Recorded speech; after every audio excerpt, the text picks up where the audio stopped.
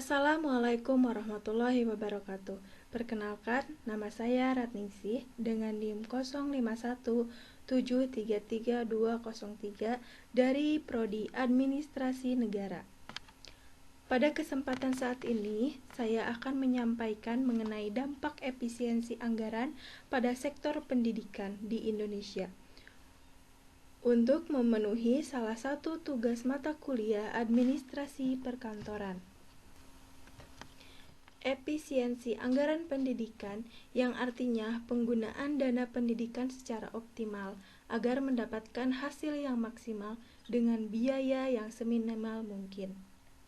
Efisiensi anggaran ini diperlukan karena mengingat keterbatasan anggaran pemerintahan dan kebutuhan pendidikan dalam meningkatkan mutu pendidikan.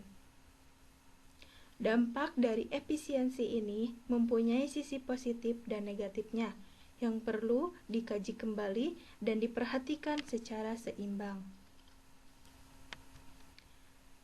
Dampak dari efisiensi anggaran pada sektor pendidikan itu sendiri diantaranya: yang pertama, penurunan kualitas pendidikan.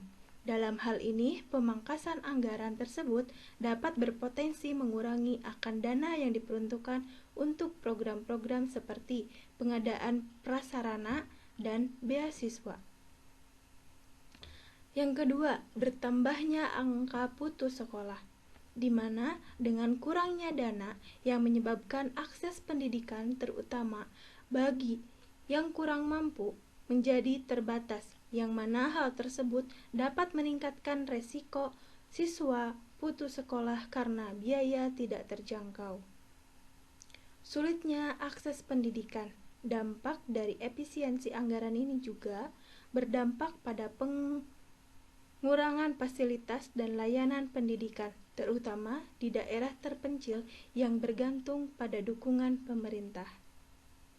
Yang keempat, menurunnya kesejahteraan guru dan tenaga pendidik yang berimbas pada pengurangan tunjangan dan kesejahteraan guru terutama bagi tenaga honorer. Dan yang terakhir, potensi naiknya biaya pendidikan. Dampak positif dan upaya efisiensi ini yang tepat diantaranya: yang pertama, optimalisasi pada penggunaan dana dengan diarahkan untuk memperbaiki proposisi dan sistem distribusi dana agar tidak terlalu boros, seperti memperbaiki distribusi beasiswa. Yang kedua, pemanfaatan teknologi dan digitalisasi yang dapat mengurangi biaya operasional yang memperluas akan akses belajar terutama di daerah tertinggal. Dan yang terakhir, kolaborasi dengan pihak swasta, di mana pemerintahan dapat menggalang sinergi bersama sektor swasta untuk mendukung biaya pendidikan, sehingga beban anggaran negara dapat dikurangi tanpa mengurangi layanan. Dapat disimpulkan bahwa efisiensi anggaran di sektor pendidikan perlu dijalankan, akan tetapi harus dijalankan dengan sangat hati-hati tanpa harus mengorbankan kualitas dan akses pendidikan. Efisiensi anggaran yang tidak terencana dapat menimbulkan dampak negatif, di antaranya menurunnya mutu pendidikan dan meningkatnya angka putus sekolah.